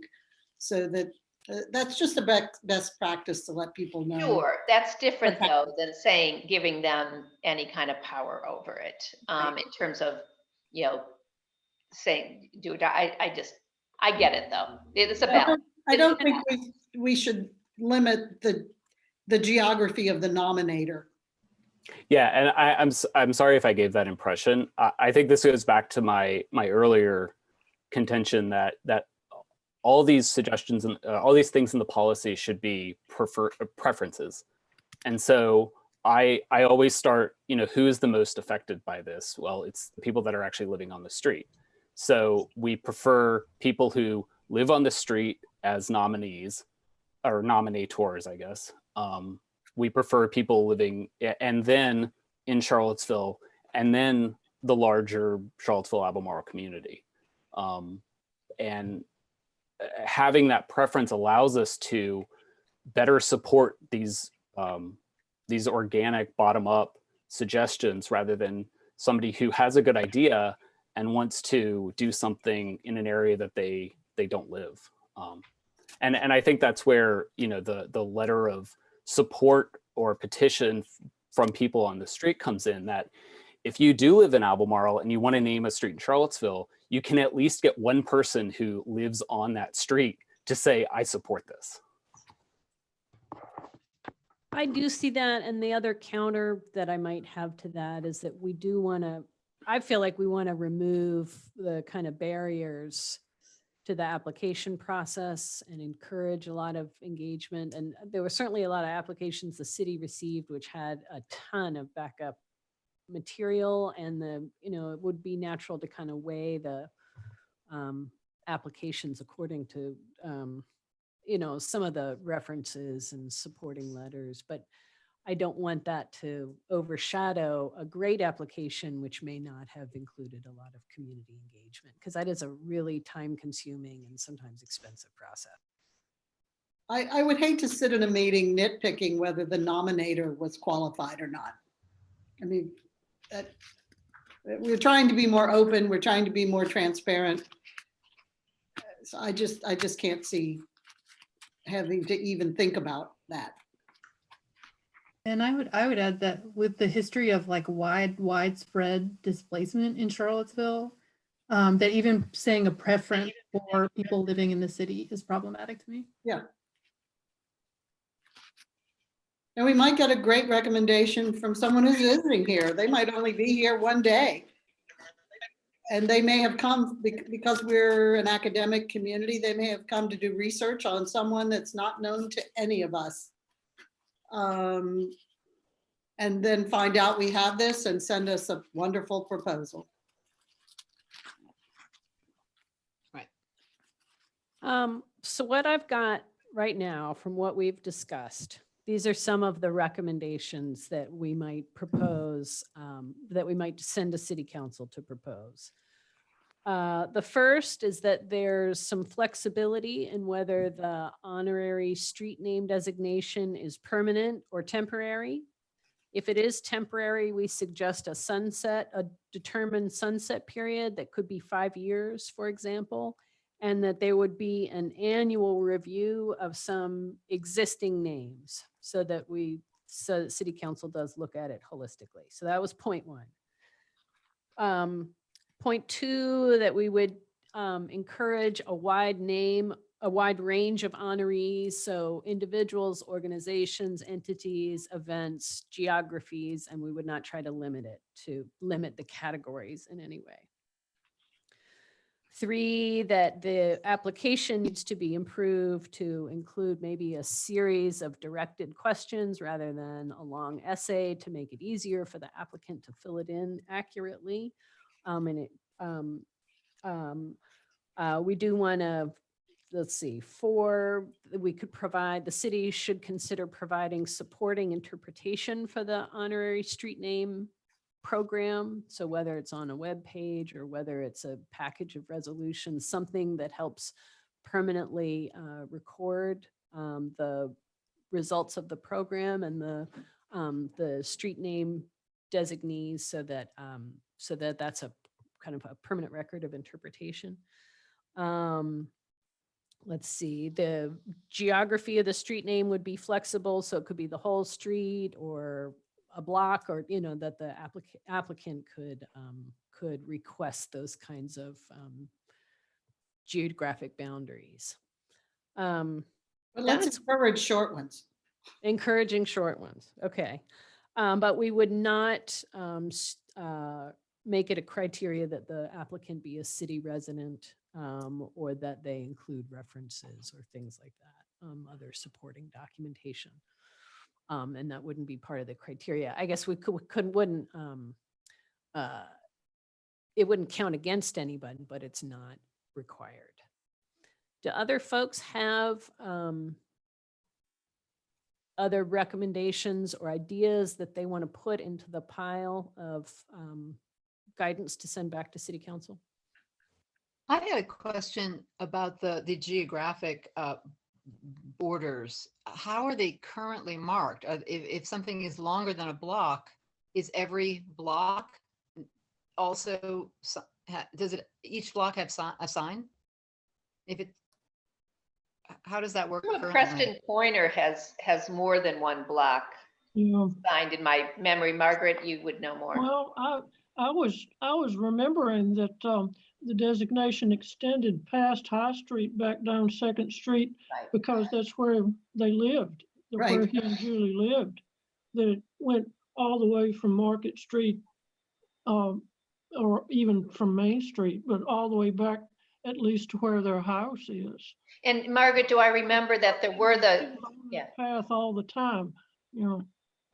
But do I remember, Margaret, that there were multiple? So there were multiple signs along that. Yes, I thought there were at least, you know, there were one at Jefferson Street and one at High Street. Yeah, right. That's what there could be 3, but I'm aware of 2. Yeah, at least 2 and maybe more. And I know for like one of the ones I was at more recently was the Baie-Saint-Saëns, which is next to McGuffey, that there was one on each end of that stretch. Right. But then obviously for Preston, it's such a much bigger corridor. I'm not sure how they determine which intersections. It's not every intersection, but I think the more prominent intersections had a sign accompanied them.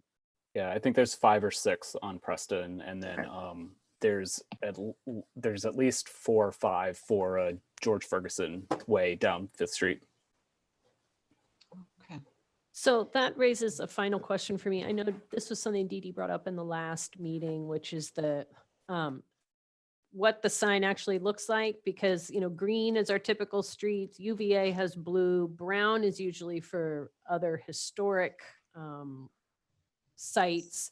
Do we want to have a special color for the honorary street name? Is it purple or just something? I think they are brown. I think what I brought up is I saw that Jefferson Park Avenue had a brown sign, and I thought, whoa, that's for historic honorary names and doesn't reflect. So, and again, I think it was a weird thing where it's because it became a historic district. They did that when they replaced the sign. I think it was a mistake, but it's been brown up to now. Am I wrong, Margaret? I think that's right. Yeah, they have been brown, the honorary signs. And that is a pretty standard color for historic sites all around the country. I mean, that's, I don't want to call it universal, but definitely throughout the United States, that's pretty common. And so I guess that's a question. Do we want to make a recommendation to continue that process or change it? And then related to that, I saw in the research that Sally had done that a lot of cities require a big fee probably to cover the installation of signs. I definitely don't think Charlottesville should do that. And I don't think they do currently, but anyway, that's kind of part of the same question. What does the sign look like? And assume the city will continue to pay for it. I would just say that odds of us replacing the signs that are existing are low, because that is a cost. Right. So I'm trying to be good about, I'm just listening to this conversation because I'm going to abstain from any final decisions because it's coming to us, but I just wanted to have that be clear that those that are out there, it would be costly to actually change them if we wanted consistency, but all right, that's just so my 2 cents. Brown it That's is. fine. Yeah. Could we ask for clarification about the brown signs? Are they supposed to be installed on the streets that are in historic districts, and are those just local historic districts or National Register historic districts? I'm kind of aware of it, but I'm not sure how it's implemented. I don't know myself. I'll talk with Jeff about it next week and see if we can figure something out, but I haven't paid attention. Yeah, as I know, I'm in a historic district, but my sign's green. It's fine with me to be green, but No, as I said, I think it was an anomaly, and they're not good at night. So I'm not suggesting at all that historic district street names be changed. I think it would be a disaster. But let's just know that as we go through this. All right, well, folks, I want to make sure that we have enough time for the rest of the topics on our agenda, and I don't want those to get squeezed. So in the last couple of minutes, we have we have just 1, 2, 3, 4, we have about 6 recommendations that we have pulled together for city council. So Can I it's raise one more everything that thing, I read Rachel? a minute. Pardon, go ahead. Sorry, just before we shift gears, in the honorary street name policy as it reads now, I just wondered if anybody had any thoughts or concerns about, in the first section A, it says this designation should not be used for an individual or event already recognized in some manner. And that struck me as just being kind of a little too broad, perhaps, and that it might be misused or open towards being give somebody an argument for not naming a street in that way when that's historically not been the case, right? We name things for people and events all the time repeatedly. And so I'm just wondering, should we make any recommendations about striking that and or just leave it as B? I don't have strong feelings, but it did stick out for me. It did for me too, Jordy, and I don't think it's necessary. I think it's something that the council could do. They could say on their own as well, this person, when we're weighing, has already been recognized, but we shouldn't make it a rule. It could be a question that's asked, because if there was, for some reason, it was between different candidates, that might become a factor. Okay, so that's reminding me of one more thing. Do we think that, in the annual review or the review of applications, should there be a limit to how many city council chooses? So is it special and they only pick like 2 or 3 for every cycle? Or is it really just, based on council choice?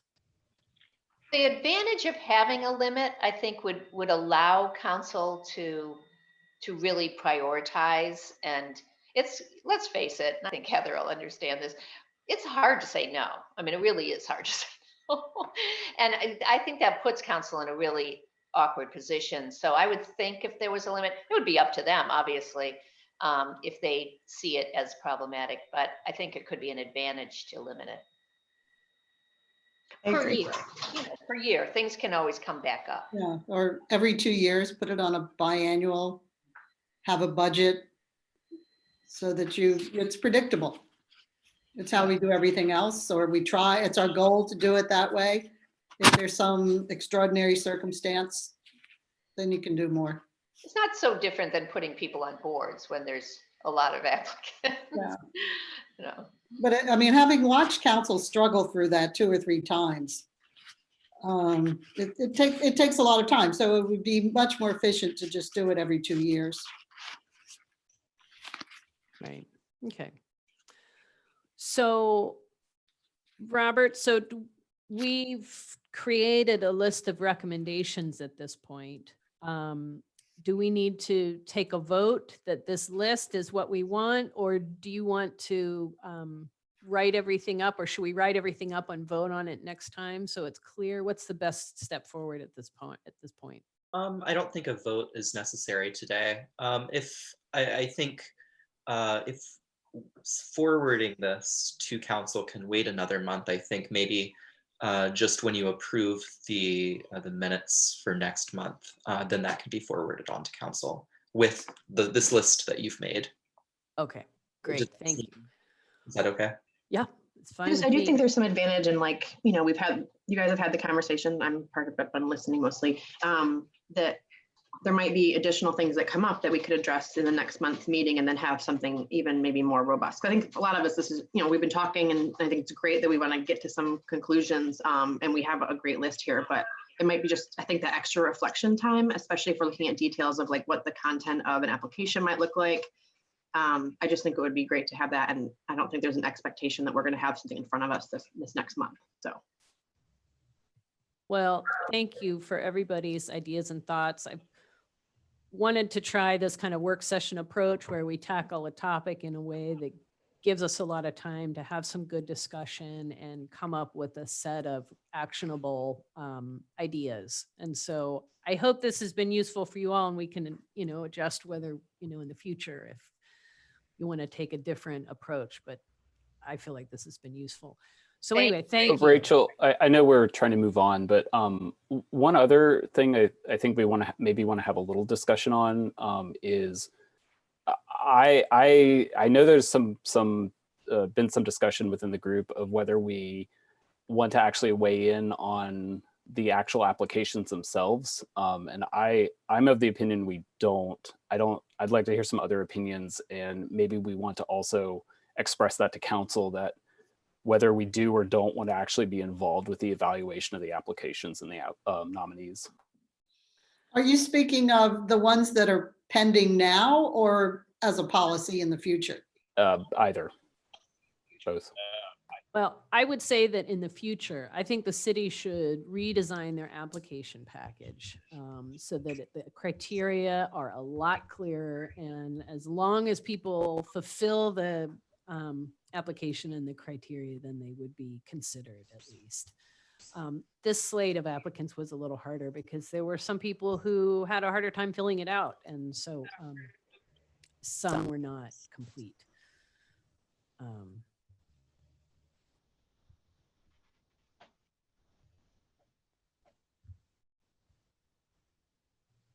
So my sense is right now, I mean, Phil, you can speak up again, but my sense is that we're not going to tackle right now in this meeting a look at the current applications.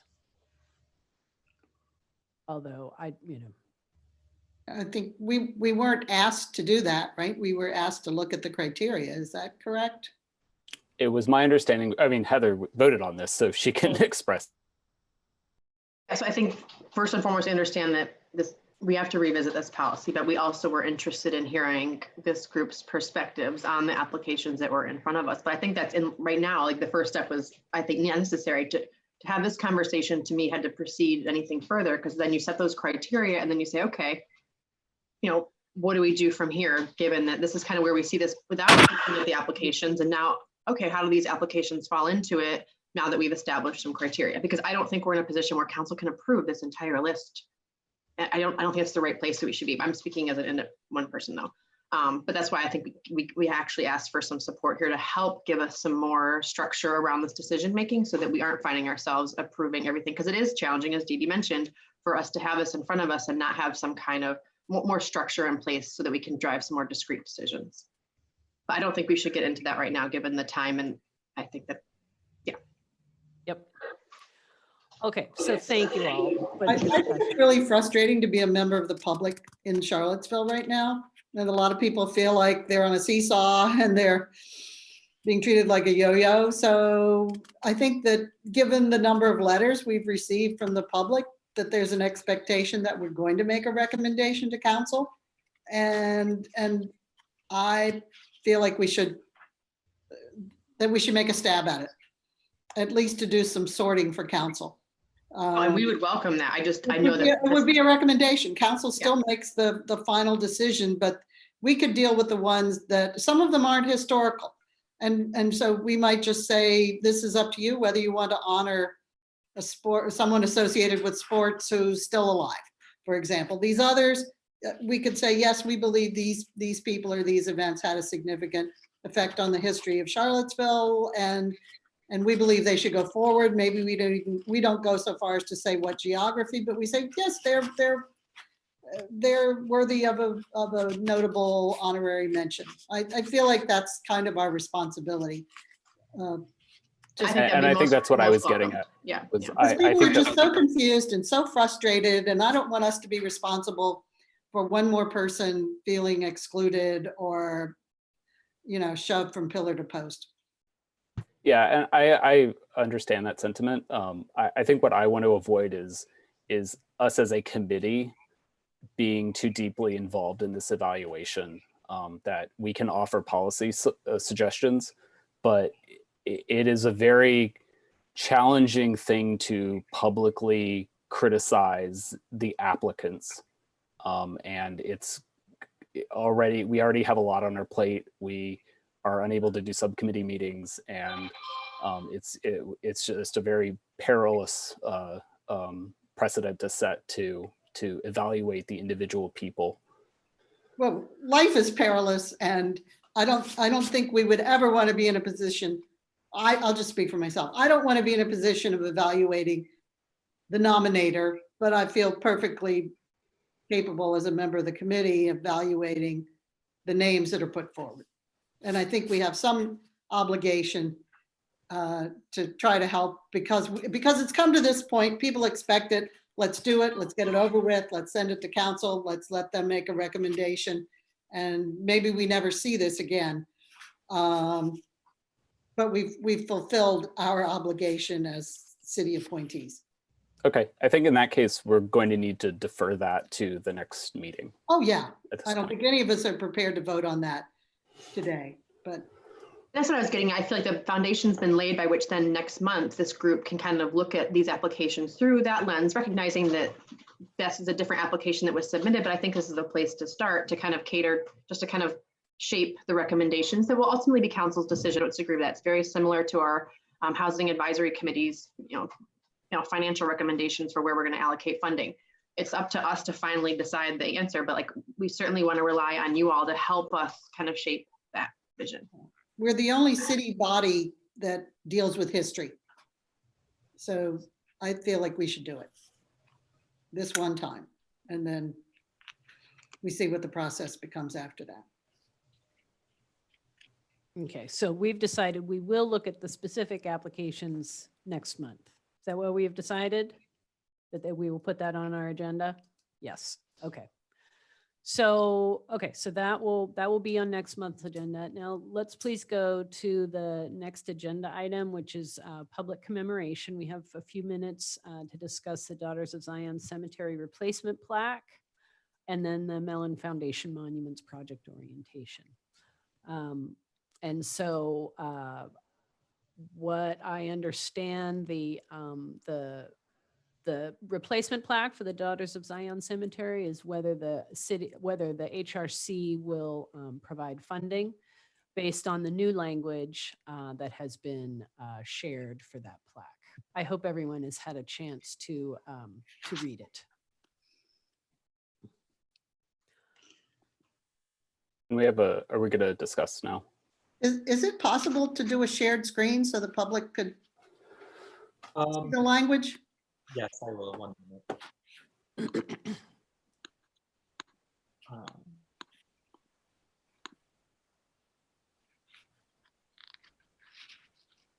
Yeah, so the language is available, and then the action we need to take is deciding whether to contribute $2,050 to $4.50 for the updated marker. If we can't get it online, I would be glad to read it. What do you think, Robert? I'm sorry, I'm having some trouble working shares. Pretty short. Why don't you read it, Rachel? I will That read would it. be fine. I just want the public to know what we're voting on. Sure. All right, I've got a scratchy voice and I'm gonna have to squint to read it, but here goes. Okay, the Daughters of Zion Cemetery was established in 1873 by a benevolent organization of African-American women known as the Daughters of Zion, who purchased an approximate 2-acre plot for African-American burials located across from the segregated Oakwood Cemetery. Ground penetrating radar surveys revealed that the cemetery, now owned by the city of Charlottesville, contains hundreds of unmarked graves. It serves as one of the few remaining links to the postbellum segregated Society of Virginia and evidence of the vital community role of Reconstruction era African-American mutual aid societies. The Daughters of Zion Cemetery was individually listed on the Virginia Landmarks Register and the National Register of Historic Places in 2010. So that's the end of the wording. And they did do what we suggested, actually, which is to take some of the very specific numbers out of the markers so that it was a little more general and they wouldn't have to continue changing it as more information became available. So I think that the new text reflects what we suggested at the last meeting. I move that we fund this through our budget. Did you make a motion? I did. Oh, I'll second it. Thank you. I'll call a vote. Dr. Clay? We want to ask for if there's any discussion. Yeah, I have a discussion item. Sorry. I'm going to reiterate the same point that I made last time and over email, in that it is my understanding that the Neighborhood Development Services went to Daughters of Zion and asked them, do you want the plaque replaced? Not what can you most effectively do with $2,000. And I would really urge this committee to revisit this and ask what their needs are and express that we are willing to make a significant funding contribution to the work as they prioritize it, rather than simply ask them if they want us to buy a new plaque. I feel like I'm pretty connected to this project, and I appreciate that sentiment. I would opine, and I think it's good to ask. I'd be happy to step aside and call them and ask them, but I think the staff was supposed to do that. But I think they really want the marker replaced, and we've done it. We haven't necessarily replaced, but we've paid for lots of markers around, around town. So, but I appreciate your sentiment. I do appreciate that sentiment. I also don't think that this is a matter of, we can allocate the money and then go back and ask them that, but it's not. Can we allocate the money and then say it's not for the plaque? Because we're allocating money. I think you're talking about a whole different kind of allocation when you're talking about that. It's very different to say, let's do our job and get this accurate marker up versus who are we funding? I mean, it just seems a little apples and oranges, but. Yeah, I don't think those are mutually exclusive things either. We can fund the plaque and we can go back and ask them if they're. Can I ask a question? Yes, sir. Is this a replacement plaque or is this a new plaque? And where will it be? Where is it supposed to be intended to be located at?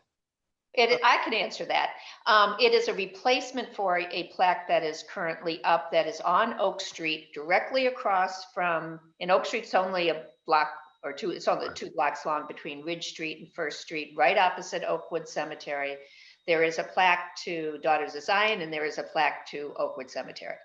And, that kind of face each other. And it is, and I think the language is shorter than the original one. And it's, the original one was pretty long. So yeah, no, but to answer your question, it is a replacement. Okay. Phil, to respond to your point, in the last month when I reached out to Edwina about revised text, I did communicate that the HRC was standing ready to make an approximately $2,000 financial contribution, and I asked if there are projects or other things that the money might be used for. And Edwina did confirm that they were interested in the plaque. They did prefer the plaque. Now, Jeff talked to Edwina about a drainage issue at Oakwood Cemetery, and I think that would take some kind of larger scale coordinating. And he can speak to that at a future meeting, but I think that was in addition to the plaque. Although can I chime in here? That would be a Parks and Rec expenditure. It would not be an HRC expenditure for drainage because it is maintained, it's owned by the city and it is maintained by the Parks and Rec department. So I wouldn't want to conflate those two costs either. I mean, I don't usually like to do do-overs, but I think in this instance, because of the extent of the discovery that has occurred at the cemetery, and I believe there was city culpability in obscuring and the number of human burials that were there, I think we have a responsibility to correct the record. And that's why I made this motion. Also, because of the close association between the cemetery and this committee, really sort of nurturing that effort when it first became public. I'd like to see us continue to support this, and it is one of our most visible African-American landmarks and a site of a number of activities during the year. And I think it's really important for us to continue to support that effort. And the new language, it shouldn't have to be done over. So that's why I feel strongly about it. I mean, I think we do have to recognize, which is not true of a lot of the historic markers, is that this actually belongs to the city, this site. Mm-hmm. Yeah, anyway, that's why I felt like we should support it. Okay, so unless there's further discussion, we've had the motion and a second. So Robert, do you want to call the vote? Dr. Clay? Yes. Lloyd? Yes. Duncan? Yes. Bryant? Yes. Ms. Keller? Yes. Garner? Yes. Ms. Hill? Yes. Diamond? Yes. Ms. Schmidt? Yes. Mr. Yeager? Yes. And I say yes. Unless I missed I was having a hard time hearing. Yeah. Okay, thank you everyone for that. And now the second part of our public commemoration discussion is to hear from Jelaine about the Melon Foundation Monuments Project and to get us oriented to some of the background of that initiative. Yeah, so a couple of weeks ago, the Melon Foundation made an announcement that they are dedicating $250 million in funds for projects from applicants who are wanting to kind of change the landscape or alter the landscape, commemorative landscape in their communities. We've had a couple of meetings with folks at UVA who have experience with Melon Foundation grants, successful applicants and this sort of thing. And from what we've been told, they're really looking to, especially, looking with favor upon 501c3s that are led by people of color, applicants that are authored by people of color, that are, making these suggestions. They're trying to kind of broaden the usual pool of applicants to whom they've awarded in the past. Anyway, there are some local organizations here in town, namely the Jefferson School, the Lewis and Clark Center, folks at the Siri Russell at the county, and then I, with consultation here, would like for the city to also be a joint applicant. This would be headed by it's kind of spearheaded by the Jefferson School. And so this would be an opportunity, since especially Melon, they like to see kind of collaboration between various local groups that are coming together with a kind of more kind of comprehensive request about doing things with the commemorative landscape. And so, it occurred to me that we already have with the BRC final report, a kind of a list of priorities, of what this city, after considerable community engagement consultation, what the city, and city council, accepted the report and said, what they wanted with that, that we have, already, and we have a lot of community interest in the slave auction block memorialization, and this is something that, we'd already, as HRC had already, we're kind of being more ambitious with our goals. We'd started already that consultation process with the descendants. And so I was wondering if we might consider joining in with Jefferson and Lewis and Clark and these other, local entities in making this joint application and making the city's part. This would be, of course, with the approval, of city council and of the manager, to request funds for that slave auction block memorial. So this is something, this is, Andrea has an inquiry in, kind of finding out more from Melon, from a grant, from a program officer, so nothing is set in stone yet. But I did want to kind of bring that up, as a possible source of funds for a project that the city has already identified, as a priority, and that this might be a way to, kind of kickstart that, and that part of what could be built into the grant would be funding for a robust community engagement process, in addition to, of course, a design competition, and then the contractor for the materials themselves, et cetera. But anyway, I just wanted to bring that to the committee's attention, as a potential project. I'm willing, again, with the consultation and approval of all present, to do that writing of that part of the grant, on the city's behalf in this. And we also have, entities, with the UVA Foundation that would be helpful in helping us draft that, because I'm aware that city staff is already pretty taxed, with all the things that are already on your plate. So I would be willing to take this on. Thank you so much for sharing that information. Is there any other discussion that we need to have, or direction or questions that other people might have about this development? Jelaine, would there be other components of the grant application that would address city-owned property? Well, see, this is the question, because,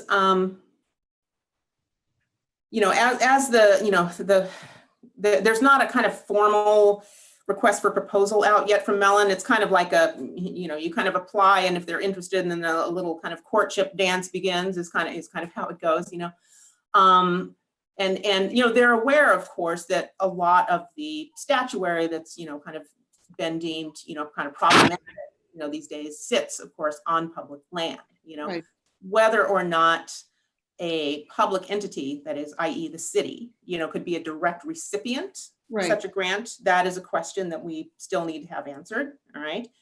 Or would it be possible, again, since they, kind of said what their preferences are, would it be possible to have the Jefferson School kind of be the spearhead, kind of the name on the grant kind of thing, and the fiduciary home for this, and building into the grant application a grant manager as well, so that this wouldn't saddle the Jefferson School with too much of this too. Oh, and I should say, from what we've learned, this is a very ambitious project of Elizabeth Alexander, the former poet laureate of the United States, who's now the president of Melon. This is kind of her baby, And they're looking to apparently give larger, fewer grants. The words high impact have been used. Right. They want, this kind of visibility to kind of, to do that. And so we've been told that we should really aim high, go big or go home, Right. Which is the same message that we got from the descendants, those words exactly, about the slave auction block memorial. So kind of, in the next while, a few months or something, we should, maybe if we do want to go ahead with this, and it is possible, depending on what Andrea hears back from Melon, we should kind of sketch out a rough budget. Right. That would be kind of what I would see as next steps, pending, again, what we hear. Well, that's why I asked that question, not to put you at any disadvantage in revealing something in a competitive process, but previously we had thought about a more holistic approach to downtown outdoor space and equity projects and commemoration and problematic narratives, that sort of thing. So that's why I asked, because I would be more supportive of us being involved if we knew this was going to be part of something bigger. Oh yeah, Yeah, exactly. That we would not be just addressing the slave auction block, which absolutely has kind of taken on a life of its own, which is important because it's so symbolic, and yet the whole history of enslavement really overlays this entire geography. That's not the only point of sales, and so absolutely we need to address this in a very straightforward and integrated way. So I feel much better about it. I wouldn't want us to think we're just going to deal with this little no and some language and some sort of marker. I wanted to be part of something bigger that's holistic and meaningful. Absolutely. Okay. And I mean, just for instance, I mentioned the BRC final reports and the priorities that were articulated there. One of them being the Vinegar Hill Monument, and completing that. I mean, they've got a sculptor. They already have a mock-up design for it. They just need the money. And it's getting older every day, and it would be nice to move forward on that. Bingo. Yeah, so that's something that Andrea has identified as a priority. That would be kind of be their part of the grant proposal. So, I mean, again, this is all very preliminary.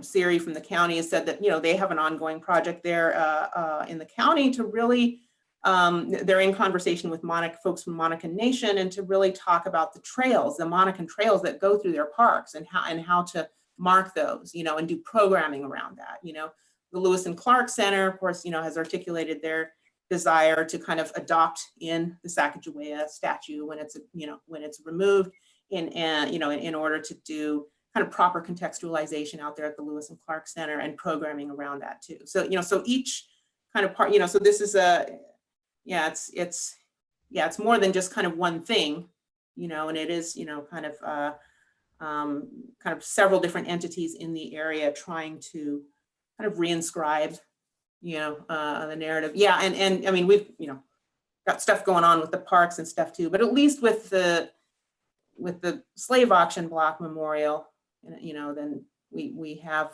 there's clear interest in that. But I hear what you're saying about, not wanting it to just be a kind of one-off thing, that we've got a lot going on here that needs to happen. But this could be a nice way to spearhead that, Who do you anticipate taking the formal lead in this whole project that you kind of outlined temporarily? The Jefferson School would be kind of the name on the grant, They would be formally the lead. Correct. Would it be the school, the foundation, or would it be the African American Heritage Center? African American Heritage Center. Okay, good. Right, and Andrea has, significant, experience with navigating this, world of grant applications and this sort of thing. So anyway, so I don't have more to report. Andrea's waiting to hear back, and we're talking with other people too that, have contacts at Melon. So I don't have a lot of concrete thing, but I did want to kind of put a bug in our ear, as it were, to think about this going forward. And I'll, of course, alert folks as soon as I know anything, about the possibilities of being a public entity and being in on this grant, if that's possible. And then we can kind of take it from there about if we need to kind of sketch out what a budget might look like for a request. Well, Julian, I just want to thank you for the leadership role you're offering to provide on behalf of the city, as multiple groups getting involved, and just the recognition that we do have a lot of tightness in staff right now, but this is something that I think we should not let slip away. I think this is a really great opportunity that we should at the very least thoroughly vet to see what role we can play in this. So I just want to thank you for your leadership on that. Thanks. And I think I'd just like to point, as somebody who's been involved in this for kind of a long time, that this is a continuation of something that previous councils put into play back starting in 1999, when they addressed the disposition of the Jefferson School, and through the early 2000s, when they actually handed off the Jefferson School to 12 people to do something with it, with one primary stipulation that there be an African American Heritage Center.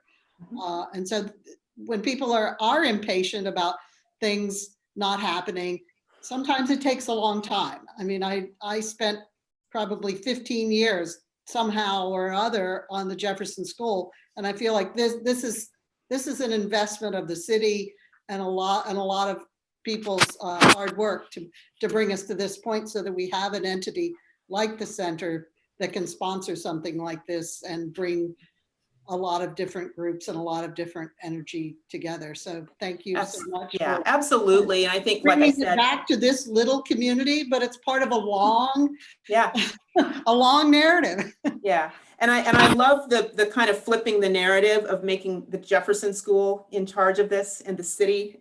You know what I mean? And and flipping that usual order. And I think, from what I understand, that Melon is kind of, they're looking for, these things that are spearheaded by, 501c3s, organizations of color, and that sort of thing too. So that's kind of would be a different position, I think, than the city is, is used to being in, in terms of with its relationship to the Jefferson School, and I think that'd be good for our growth. Yeah. Great. Thank you so much for sharing that. We are over time at this point. It's about 10 minutes past 1. We have a few more minutes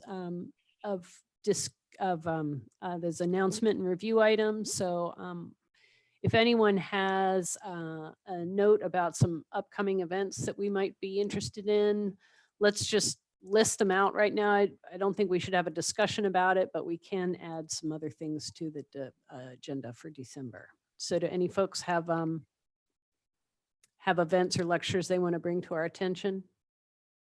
I'd just like to note that the new historic marker for the Albemarle Training School, which was the Jefferson School of the county, is in.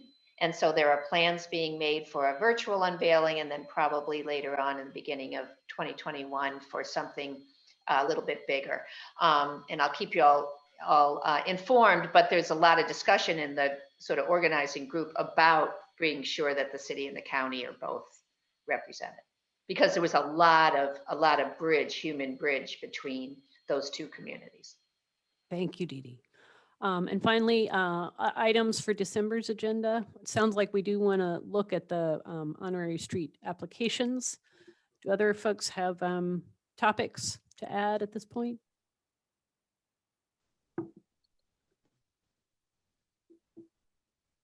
All right, well, we'll come up with some others. Let me know if things come to your attention. I'll work with Robert and Jeff to develop the agenda for December. Please feel free to reach out to me if you want to bring up some topics to add to our discussion. So with that, a little late, I guess we can adjourn. Robert, do you adjourn us or I adjourn? Anything else we need to do we're good? Yeah, I think we're good. And okay, then we're adjourned, folks. Thank you so much. Thank you all so much. Bye, everybody. Thank you, Bye-bye. Rachel. Great job. Oh, thank you. I'm just glad my dog didn't bark. yeah. Have a good week. You too.